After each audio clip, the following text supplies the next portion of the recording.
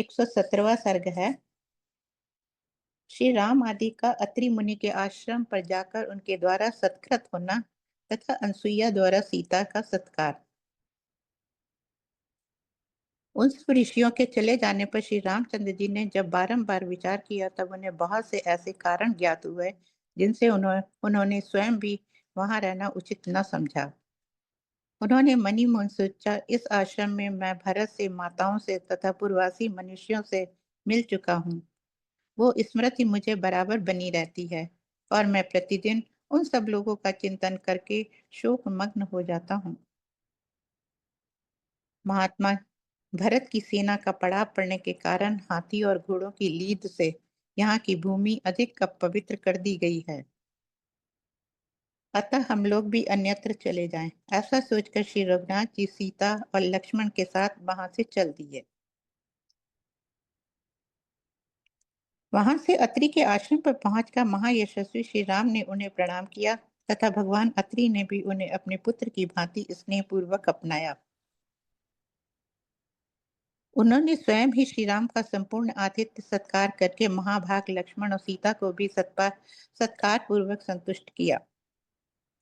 संपूर्ण प्राणियों के हित में तत्पर रहने वाले धर्म के मुनि श्रेष्ठ अत्रि ने अपने समीप आई हुई सबके द्वारा सम्मानित तापसी एवं धर्मपरायणा बूढ़ी पत्नी महाभागा अनसुईया को संबोधित करके सांत्वना पूर्ण वचनों द्वारा संतुष्ट किया और कहा, देवी, विदेह राज नंदिनी सीता को सत्कार पूर्वक हृदय से लगाओ। तत्पश्चात उन्होंने श्री रामचंद्र जी को धर्मपरायण तपस्विनी अनसुईया का परिचय देते हुए कहा, एक समय 10 वर्षों तक वृष्टि नहीं हुई। उस समय जब सारा जगत निरंतर दग्ध होने लगा, तब उन्होंने उग्र तपस्या से युक्त तथा कठोर नियमों से अलंकृत होकर अपने तप के प्रभाव से यहाँ फल मूल उत्पन्न किए और मंदाकिनी की पवित्र धारा बहाई तथा तात, जिन्होंने 10,000 वर्षों तक बड़ी भारी तपस्या करके अपने उत्तम व्रतों के प्रभाव से ऋषियों के समस्त विघ्नों का निवारण किया था, वे ही ये अनसुईया देवी हैं। निष्पाप श्री राम, इन्होंने देवताओं के कार्य के लिए अत्यंत उतावली होकर उस रात के बराबर एक ही रात बनाई थी, वे ही ये अनसुईया देवी तुम्हारे लिए माता की भांति पूजनीय हैं। ये संपूर्ण प्राणियों के लिए वंदनीय तपस्विनी हैं। क्रोध तो इन्हें कभी छू भी नहीं सका। विदेह नंदिनी सीता इन वृद्धा अनसुईया देवी के पास जाएं। ऐसी बात कहते हुए अत्रि मुनि से बहुत अच्छा कहकर श्री रामचंद्र जी ने धर्मज्ञा सीता की ओर देखकर ये बात कही, राजकुमारी, महर्षि अत्रि के वचन जो तुमने सुन ही लिए, अब अपने कल्याण के लिए तुम शीघ्र ही इन तपस्विनी देवी के पास जाओ, जो अपने सत्कर्मों से संसार में अनसुईया के नाम से विख्यात हुई हैं। वे तपस्विनी देवी तुम्हारे आश्रय लेने योग्य हैं। तुम शीघ्र उनके पास जाओ। श्री रामचंद्र जी की ये बात सुनकर यशस्विनी मिथिलेश कुमारी सीता धर्म को जानने वाली अत्रि पत्नी अनसुईया के पास गई। अनसुईया वृद्धावस्था के कारण शिथिल हो गई थी। उनके शरीर में झुर्रियां पड़ गई थी तथा सिर के बाल सफेद हो गए थे। अधिक हवा चलने पर हिलते हुए कदली वृक्ष के समान उनके सारे अंग निरंतर कांप रहे थे। सीता ने निकट जाकर शांत भाव से अपना नाम बताया। उन महाभागा पतिव्रता अनसुईया को प्रणाम किया। उन संयमशीला तपस्विनी को प्रणाम करके हर्ष से भरी हुई सीता ने दोनों हाथ जोड़कर उनका कुशल समाचार पूछा। धर्म का आचरण करने वाली महाभागा सीता को देखकर बूढ़ी अनसुईया देवी उन्हें सांत्वना देती हुई बोली, सीते, सौभाग्य की बात है कि तुम धर्म पर ही दृष्टि रखती हो। माननी सीते, बंधु बांधवों को छोड़कर और उनसे प्राप्त होने वाली मान प्रतिष्ठा का परित्याग करके तुम वन में भेजे हुए श्री राम का अनुसरण कर रही हो, ये बड़े सौभाग्य की बात है। अपने स्वामी नगर में रहें या वन में, भले हों या बुरे, जिन स्त्रियों को वे प्रिय होते हैं, उन्हें महान अभ्युदयशाली लोगों की प्राप्ति होती है। पति बुरे स्वभाव का, मनमाना बर्ताव करने वाला अथवा धनहीन क्यों न हो, वो उत्तम स्वभाव वाली नारियों के लिए श्रेष्ठ देवता के समान है। विदेह राज नंदिनी, मैं बहुत विचार करने पर भी पति से बढ़कर कोई हितकारी बंधु नहीं देखती। अपनी की हुई तपस्या की अविनाशी फल की भांति वो इस संसार में और परलोक में सर्वत्र सुख पहुंचाने में समर्थ होता है। जो अपने पति पर भी शासन करती हैं, वे काम के अधीन चित्त वाली असाध्वी स्त्रियां इस प्रकार पति का अनुसरण नहीं करती। उन्हें गुण दोषों का ज्ञान नहीं होता अथवा इच्छा अनुसार इधर उधर विचरती रहती हैं। मिथिलेश कुमारी, तुम ऐसी नारियां अवश्य ही अनुचित कर्म में फंसकर धर्म से भ्रष्ट हो जाती हैं और संसार में उन्हें अपयश की प्राप्ति होती है। किंतु जो तुम्हारे समान लोक परलोक को जानने वाली साध्वी स्त्रियां हैं, वे उत्तम गुणों से युक्त होकर पुण्य कर्मों में संलग्न रहती हैं, अतः वे दूसरे पुण्यात्माओं की भांति स्वर्ग लोक में निवास करती हैं। अतः तुम इस प्रकार अपने इन पतिदेव श्री रामचंद्र जी की सेवा में लगी रहो। सती धर्म का पालन करो, पति को प्रधान देवता समझो और प्रत्येक समय उनका अनुसरण करती हुई अपने स्वामी की सहधर्मिणी बनो। इससे तुम्हें सुयश और धर्म दोनों की प्राप्ति होगी। अयोध्या कांड का 117वां सर्ग पूर्ण हो गया। 118वां सर्ग है सीता अनसुईया संवाद। अनसुईया को सीता को प्रेमो उपहार देना तथा अनसुईया के पूछने पर सीता का उन्हें अपने स्वयंवर की कथा सुनाना। तपस्विनी अनसुईया के इस प्रकार उपदेश देने पर किसी के प्रति दोष दृष्टि न रखने वाली विदेह राजकुमारी सीता ने उनके वचनों की भूरी भूरी प्रशंसा करके धीरे धीरे इस प्रकार कहना आरंभ किया। देवी, आप इस संसार की स्त्रियों में सबसे श्रेष्ठ हैं। आपके मुंह से ऐसी बातों का सुनना कोई आश्चर्य की बात नहीं है। नारी का गुरु पति ही है। इस विषय में जैसा आपने उपदेश किया है, ये बात मुझे भी पहले से ही विदित है। मेरे पतिदेव यदि अनार्य, चरित्रहीन तथा जीविका के साधनों से रहित अर्थात निर्धन होते हो, तो भी मैं बिना किसी दुविधा के उनकी सेवा में लगी रहती।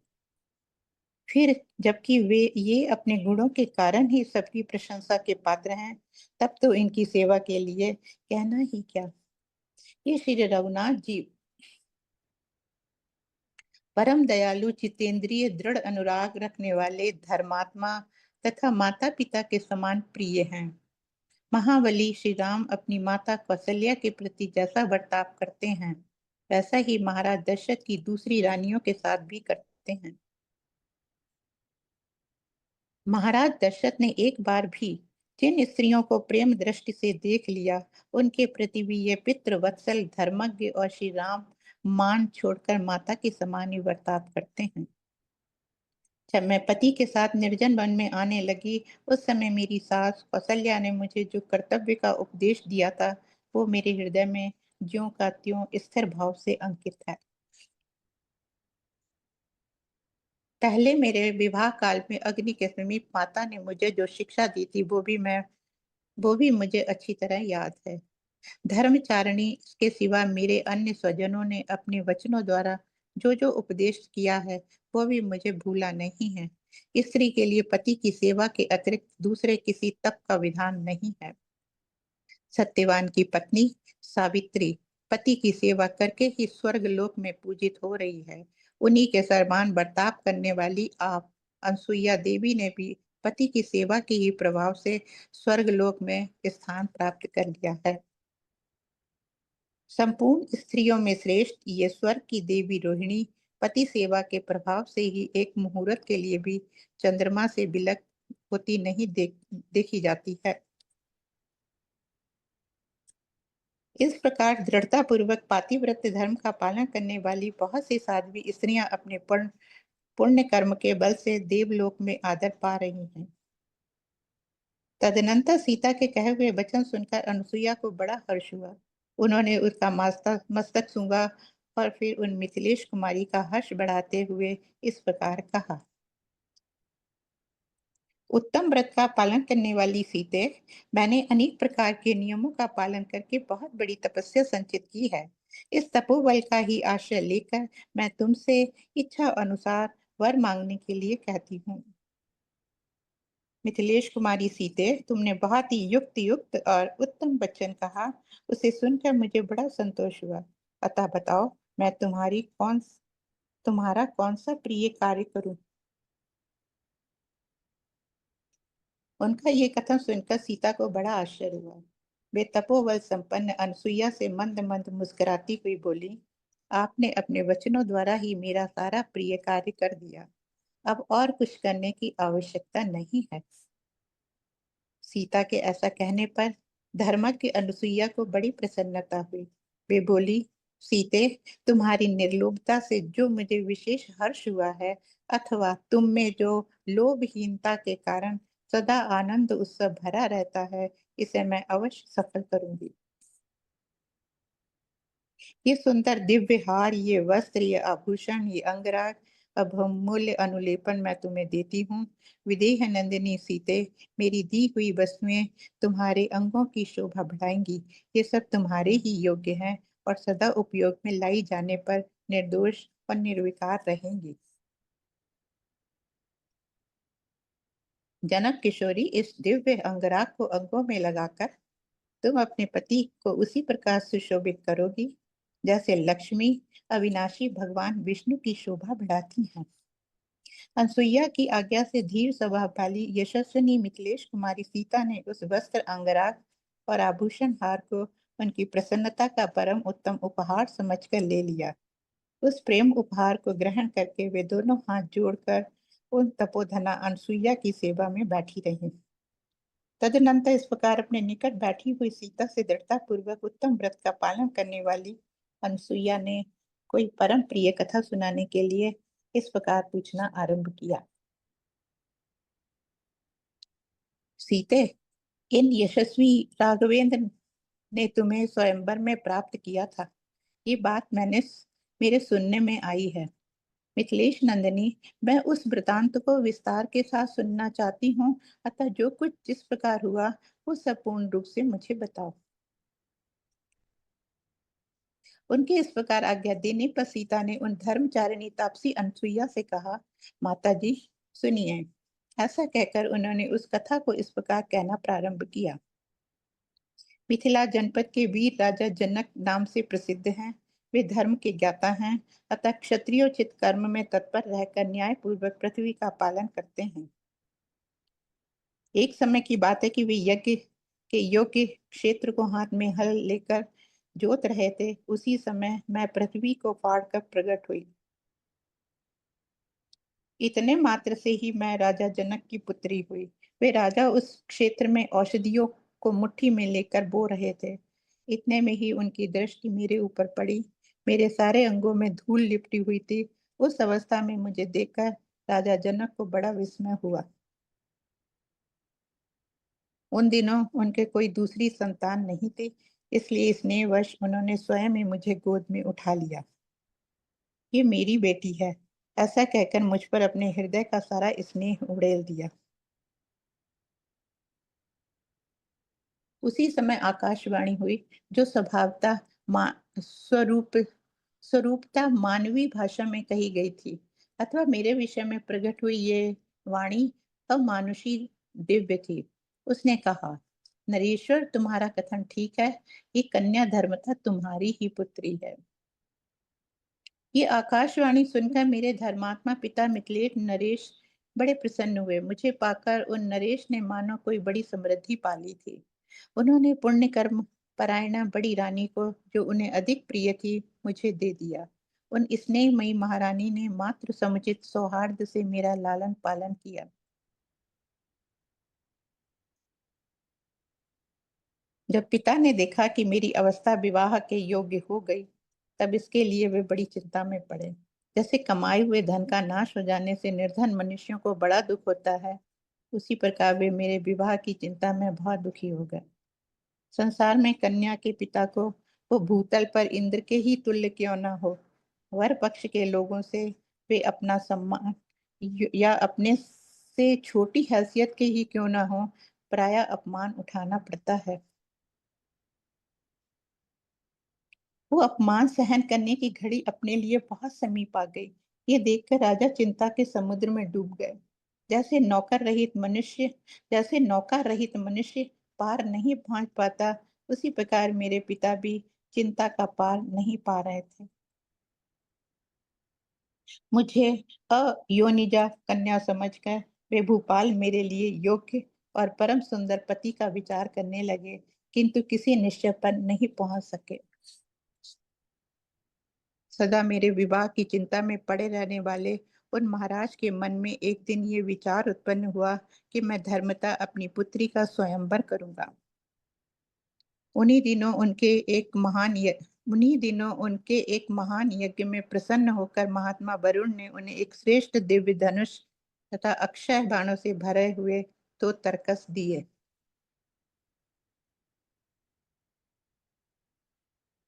वो धनुष इतना भारी था कि मनुष्य पूरा प्रयत्न करने पर भी उसे हिला भी नहीं पाते थे। भूमंडल के नरेश स्वप्न में भी उस धनुष को झुकाने में असमर्थ थे।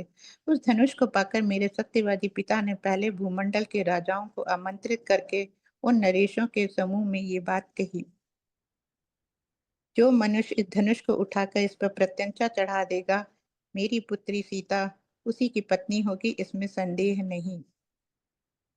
अपने भारीपन के कारण पहाड़ जैसे प्रतीत होने वाले उस श्रेष्ठ धनुष को देखकर वहां आए हुए राजा जब उसे उठाने में समर्थ न हो सके, तब उसे प्रणाम करके चले गए। तदनंतर धीर काल के पश्चात भी महायशस्वी रघुकुल नंदन सत्य पराक्रमी श्री राम अपने भाई लक्ष्मण को साथ ले विश्वामित्र जी के साथ मेरे पिता का यज्ञ देखने के लिए मिथिला में पधारे। उस समय मेरे पिता ने धर्मात्मा विश्वामित्र मुनि का बड़ा आदर सत्कार किया। तब वहां विश्वामित्र जी मेरे पिता से बोले, राजन, ये दोनों रघुकुल भूषण श्री राम और लक्ष्मण महाराज दशरथ के पुत्र हैं और आपके इस दिव्य धनुष का दर्शन करना चाहते हैं। आप अपना ये देव प्रदत्त धनुष राजकुमार श्री राम को दिखाइए। विप्रवर विश्वामित्र के ऐसा कहने पर पिताजी ने उस दिव्य धनुष को मंगवाया और राजकुमार श्री राम को उसे दिखाया। महाबली और परम पराक्रमी श्री राम ने पलक मारते मारते उस धनुष पर प्रत्यंचा चढ़ा दी और उसे तुरंत कान तक खींचा।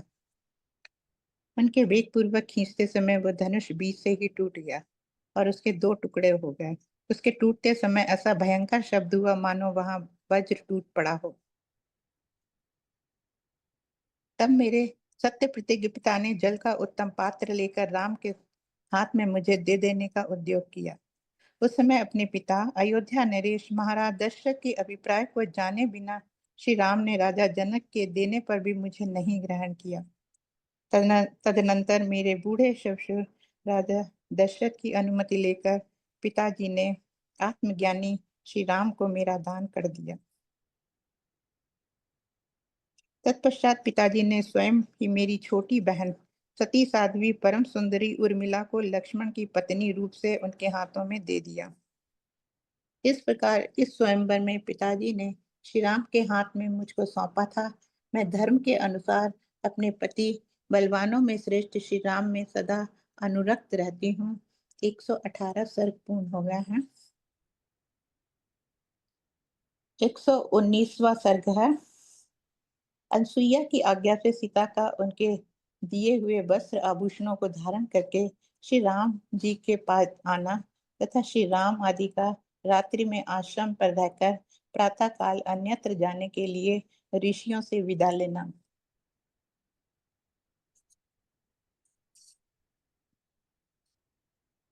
धर्म को जानने वाली अनसुईया ने उस लंबी कथा को सुनकर मिथिलेश कुमारी सीता को अपनी दोनों भुजाओं से अंक में भर लिया और उनका मस्तक सूंघकर कहा, बेटी, तुमने सुस्पष्ट अक्षर वाले शब्दों में यह विचित्र एवं मधुर प्रसंग सुनाया। तुम्हारा स्वयंवर जिस प्रकार हुआ था वो सब मैंने सुन लिया। मधुर भाषिनी सीते, तुम्हारी इस कथा में मेरा मन बहुत लग रहा है। तथापि तेजस्वी सूर्यदेव रजनी की शुभ बेला को निकट पहुंचाकर अस्त हो गए। जो दिन में चारा चुगने के लिए चारों ओर छिटके हुए थे, वे पक्षी अब संध्या काल में नींद लेने के लिए अपने घोंसलों में आकर छिप गए हैं। उनकी ये ध्वनि सुनाई दे रही है। ये जल से भीगे हुए बलकल धारण करने वाले मुनि, इनके शरीर स्नान के कारण आर्द्र दिखाई देते हैं। जल से भरे कलश उठाए एक साथ आश्रम की ओर लौट रहे हैं। महर्षि अत्रि ने विधि पूर्वक अग्निहोत्र संबंधी होम वर्क होम कर्म संपन्न कर लिया है। अतः वायु के वेग से ऊपर को उठा हुआ ये कबूतर के कंठ की भांति श्याम वर्ण का धूम दिखाई दे रहा है। अपनी इंद्रियों से दूर देश में चारों ओर जो वृक्ष दिखाई देते हैं, वे थोड़े पत्ते वाले होने पर भी अंधकार से व्याप्त हो घनीभूत हो गए हैं। अतएव दिशाओं का भान नहीं हो रहा है। रात को विचरने वाले प्राणी अर्थात उल्लू आदि सब और विचरण कर रहे हैं तथा ये तपोवन के मृग पूर्ण क्षेत्र स्वरूप आश्रम के वेदी आदि विभिन्न प्रदेशों में सो रहे हैं। सीते, अब रात हो गई। अब नक्षत्रों से सज गई है। आकाश में चंद्रदेव चांदनी की चादर ओढ़े उदित दिखाई देते हैं। अतः अब जाओ, मैं तुम्हें जाने की आज्ञा देती हूँ। जाकर श्री रामचंद्र जी की सेवा में लग जाओ। तुमने अपनी मीठी मीठी बातों से मुझे बहुत संतुष्ट किया है। बेटी मिथिलेश कुमारी, पहले मेरी आंखों के सामने अपने आप को अलंकृत करो। इन दिव्य वस्त्रों और आभूषणों को धारण करके इनसे सुशोभित हो मुझे प्रसन्न करो।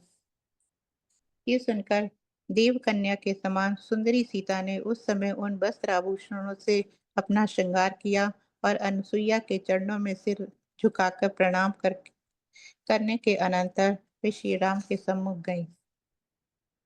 श्री राम ने जब इस प्रकार सीता को वस्त्र और आभूषणों से विभूषित देखा, तब तपस्विनी अनसुईया के उस प्रेमोपहार के दर्शन से वक्ताओं में श्रेष्ठ श्री रघुनाथ जी को बड़ी प्रसन्नता हुई। उस समय मिथिलेश कुमारी सीता ने तपस्विनी अनसुईया के हाथ से जिस प्रकार वस्त्र आभूषण और हार आदि का प्रेमो उपहार प्राप्त किया था, वो सब श्री रामचंद्र जी से कह सुनाया। भगवान श्री राम और महारथी लक्ष्मण सीता का वो सत्कार जो मनुष्यों के लिए सर्वथा दुर्लभ है, देखकर बहुत प्रसन्न हुए। तदनंतर समस्त तपस्वी जनों से सम्मानित हुए रघुकुल नंदन श्री राम ने अनसुईया के दिए हुए पवित्र अलंकार आदि से अलंकृत चंद्रमुखी सीता को देखकर बड़ी प्रसन्नता के साथ वहां रात्रि भर निवास किया। वो रात बीतने पर सभी वनवासी तपस्वी मुनि स्नान करके अग्निहोत्र कर चुके। तब पुरुष सिंह श्री राम और लक्ष्मण ने उनसे जाने के लिए आज्ञा मांगी। तब भी धर्मपरायण वनवासी तपस्वी उन दोनों भाइयों से इस प्रकार बोले, रघुनंदन, इस वन का मार्ग राक्षसों से आक्रांत है। यहाँ उनका उपद्रव होता रहता है। इस विशाल वन में नाना रूपधारी नरभक्षी राक्षस तथा रक्त भोजी हिंसक पशु निवास करते हैं। राघवेंद्र, जो तपस्वी और ब्रह्मचारी यहाँ अपवित्र अथवा असावधान अवस्था में मिल जाता है, उसे वे राक्षस और हिंसक जंतु इस महान वन में खा जाते हैं। अतः आप उन्हें रोकिए, यहाँ से मार भगाइए। रघुकुल भूषण, यही वो मार्ग है जिससे महर्षि लोग वन के भीतर फल मूल लेने के लिए जाते हैं, और आपको भी इसी मार्ग से इस दुर्गम वन में प्रवेश करना चाहिए। तपस्वी ब्राह्मणों ने हाथ जोड़कर जब ऐसी बातें कही और उनकी मंगल यात्रा के लिए स्वस्ति वाचन किया, तब शत्रुओं को संताप देने वाले भगवान श्री राम ने अपनी पत्नी सीता और भाई लक्ष्मण के साथ उस वन में प्रवेश किया, मानो सूर्यदेव मेघों की घटा के भीतर घुस गए हों।